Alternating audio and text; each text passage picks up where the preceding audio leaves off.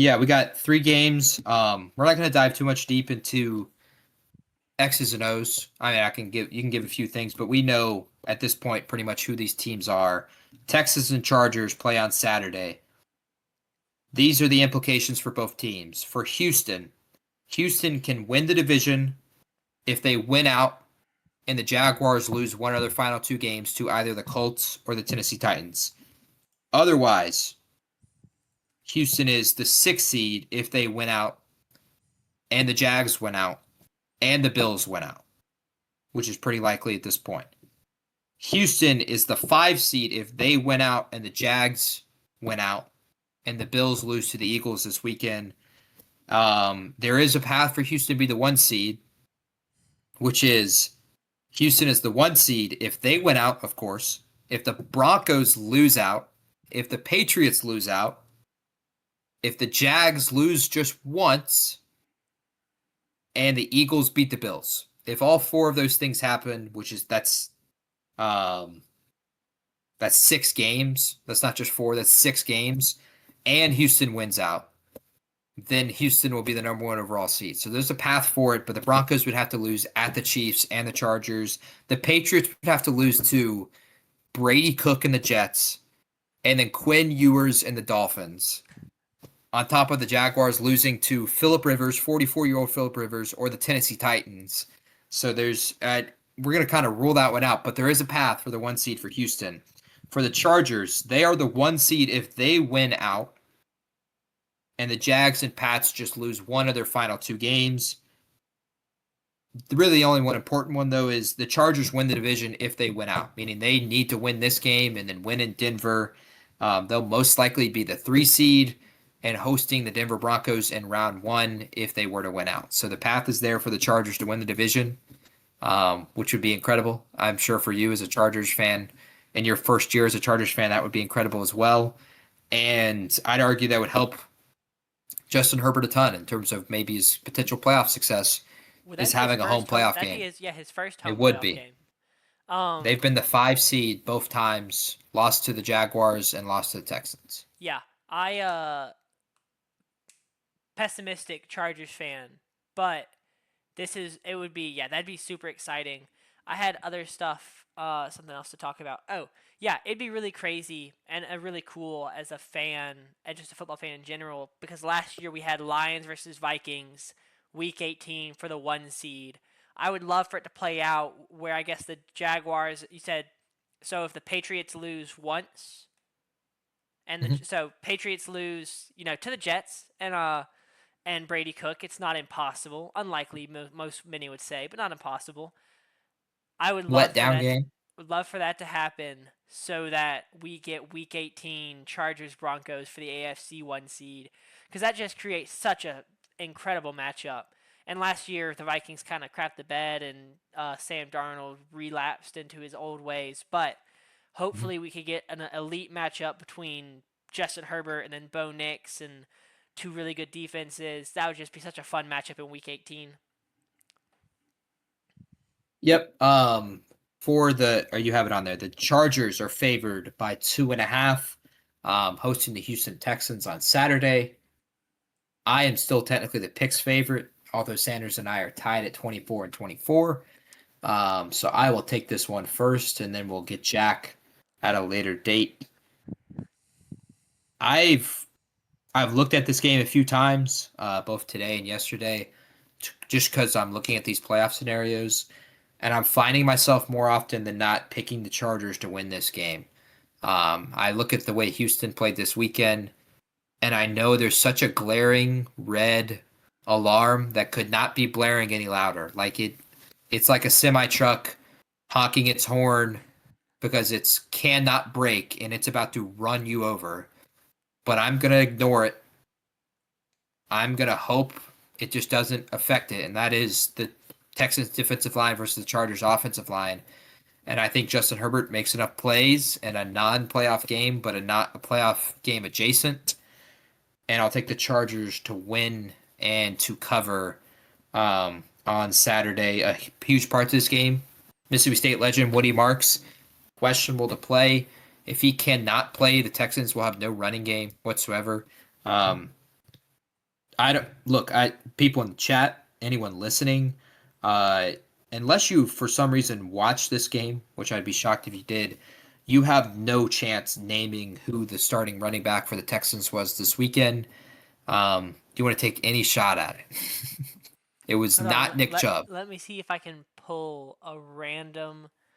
It was not Uh the brother of the Notre Dame basketball player. It was not Agundawale. oh, uh, Darius Geis. That's a fine guess, but it's Jawar Jordan.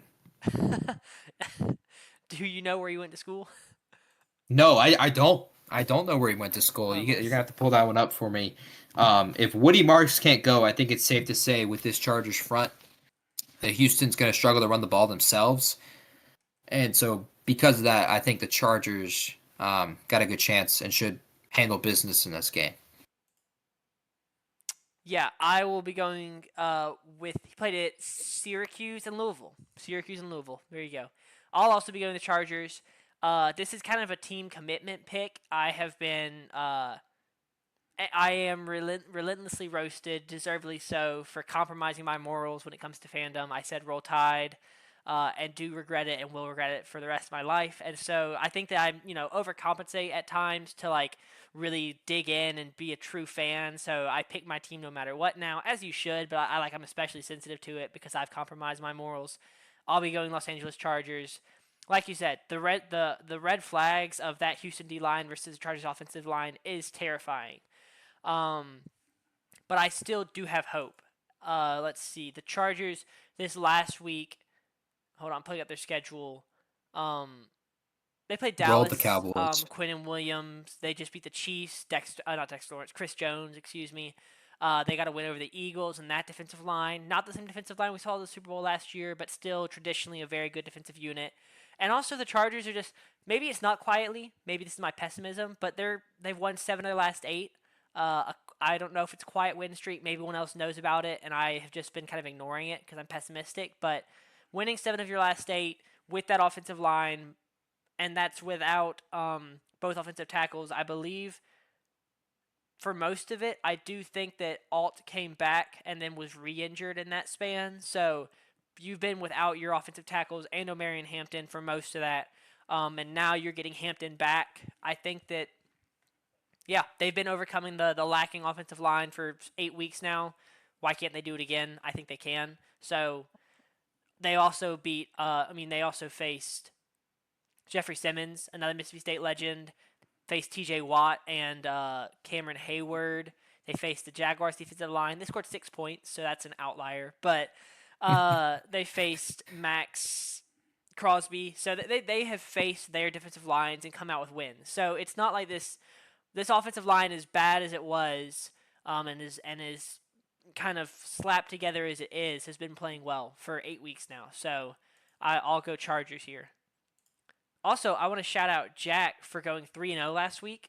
His first 3-0 week of the season, which is big for him. He's now 17-31, so catching up slowly but surely. That's his. Good. I mean, it may end up being for him next year. He just trust in his totem pole. Yeah. Because his totem pole is 30-15. But yeah, a huge week for Jack. Personally, I'm really happy to see that because the 14-31 last week was really ugly to look at. When you compared it to you and I, who were sitting just one game below 500. Yeah. 17-31 is a little bit more manageable in the eyes. We still got a long way to go there. But we're happy for him, and we hope he gets better because the totem pole has been cooking, and maybe he needs to continue to lean on that. But we can move to our second game here. What is that percentage? That's 17 over 30 and 15 is 67%. Yeah, he's right now. Yeah, he's at 35%. So yeah, not great. Almost for him. complete opposite. Yeah, not where you want to be at all. We've got another game, Philadelphia at Buffalo. All right, Philly and Buffalo. It's a game that's been circled all year. There's two of them this week that have been like circled all year. It was the Ravens going to Lambeau Field and playing the Packers second to last week, and then Eagles going to play Buffalo in the second to last week. The spread on this is really, really shocking.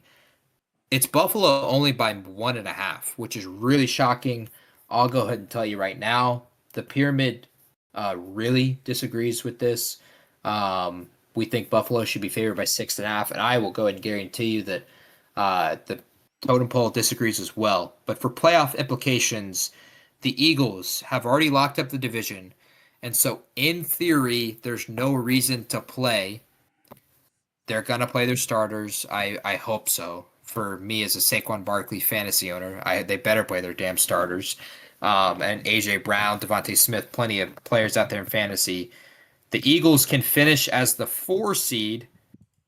That's the worst they can finish because they're a division winner. If they lose out and the Carolina Panthers win out. But if Carolina loses once, at worst, they can finish as the 3 seed. However, the Eagles can finish as the 2 seed if they were to win out the Eagles and the Bears lose out, which is completely possible given that the Bears go to San Francisco and host the Lions in the final week of the year. So I think it fully guarantees they're going to play their starters. They're going to play really competitive in this game, and there's no reason to sit this game out. Next week is a different story, but for this week at least, I fully expect them to play it because they can be a 4 seed or a 2 seed or a 3 seed. They can be all three of those seeds with the way the season could finish out. And For Buffalo, real quick about that seeding, go ahead. just I think that's super huge because you said like the most likely outcomes feel like 2 or 3, right? It'd be hard Yeah, to finish at 4 because you'd have to lose out and the Panthers would have to win out. So 4 feels really unlikely. Is 1 unattainable? Is that what you said? one's unattainable. Okay, so 2 or 3 is most likely. And if you look at where that lines up, that's the difference between playing um, the Rams and the Packers. Correct? Is that right? And Yeah. I don't know about you. You're high on the Packers, but right now, I mean, the Rams are scary, and in my opinion, scarier than the Packers. And so, if I'm having a team coming into Philadelphia, I would much rather be hosting the Packers than I would the Rams. So that 2 seed looks very enticing, which all the more reason. Like, I really don't think that they're going to be like, oh, 2, 3, there's no difference. There's a huge difference. I think there's a big difference between hosting the Rams or hosting the Packers. So that's a big deal on Sunday. Even more so to that, if the 2 seed wins the first round playoff game and they're the 3 seed, they have to go to the 2 seed and play on the road in the second round. Yeah. So there's even more so to that. They have everything to play for. Unless I think the only scenario where they're resting starters in week 18 is if Chicago beats the San Francisco 49ers and that 2 seed is out of the picture. Yeah. And then they're locked up as a 3 seed. That's the only scenario that can occur. For the Buffalo Bills, this is their paths. They can win the division if they win out and the Pats lose once, which that would either be to Brady Cook and the New York Jets or Quinn Ewers and the Miami Dolphins. How shocked would you be if you had been told that last year that those were the two quarterbacks for those two teams? They can also be the 1 seed if now this is a crazy path, just like the Houston Texans. If they win out, of course, Buffalo. If the Jags lose once, if the Chargers lose to the Texans, if the Broncos lose to the Chargers, and the Pats lose once. So that's 4 games, including the 2 games they have to win out. So that's 6 total. If any of those don't happen, they're either the 2 or 3 seed. They cannot be the 4 seed. Pittsburgh's pretty much locked that up. So Buffalo has everything to play for. And again, 1.5 spread, shocking, given the way these two teams are playing right now. And it's in Buffalo as well, meaning Philly would be favored on a neutral field against Buffalo, according to Vegas. Insane. Absolute cinema. I don't know what's going on there. What power rankings do they have? They're too high in Philly. Look, this spoiler alert is one of the best bets this week. We're taking Buffalo -1.5 here at the Pyramid, and we're taking Buffalo -1.5 as my personal pick for this game as well. Cool. So you're gonna go Buffalo. I'm also gonna go Buffalo. Yeah, I feel like that New England Patriots comeback win in my brain kind of changed how I view them. I was very questioning of them and some of their performances through the season. Losing to the Patriots, a big one, losing to the Falcons. They just seemed like maybe like they didn't feel like a Super Bowl team. They didn't feel like an elite playoff team. They just felt like a good team with the elite quarterback. But that Patriots win kind of changed my mind. And maybe it just they're still just a good team, and instead of having an elite quarterback, they have an otherworldly quarterback, like an actual Superman in the backfield. But I'm gonna go Buffalo here. So that leaves us with one game left, and that game is Chicago at San Francisco, Sunday Night Football. Yep, this is one of the big ones. I would argue personally it's the biggest game of the weekend because it tells a huge story for both of these teams. We already talked about implications that it could lead towards, like the Philadelphia Eagles, of course the Green Bay Packers. Um, for playoff implications for these two teams, though specifically Bears, they can be the one seed if they win out and the Seattle Seahawks lose one of their final two games, whether that's at the Carolina Panthers this Sunday or at San Francisco in Week 18. So the one seed attainable for the Chicago Bears. The Bears, however, are the two seed if they win out and Seattle wins their final two games. The Bears can lose the division still. They haven't locked it up. If they lose out and the Packers win out. In the event that occurs, they would be the 7 seed and go on the road to Green Bay for the first round and play Green Bay for a third time, including like with already the embarrassment of losing the division to them. If that were to not occur, it's looking like we're going to see San Francisco go to Chicago in round one if they're the 2 seed, or they're going to be the 1 seed and they'll have the first round bye. For the 49ers, they've locked up a playoff spot with their win against the Indianapolis Colts. They got 3 spots they can be in, and this is it. Just 3 spots. If they win out, which just they win out, there are no, I'm not going to have to count on my hand for this one. There are no like potential scenarios for San Francisco. If they defeat the Chicago Bears and the Seattle Seahawks, both games at home, the final 2 weeks, they are the 1 seed. If they lose the final 2 games against Seattle and against Chicago, they are the 7 seed. And if they go 1-1 in any combination, doesn't matter the combination. If they're 1-1, they're the 6th seed.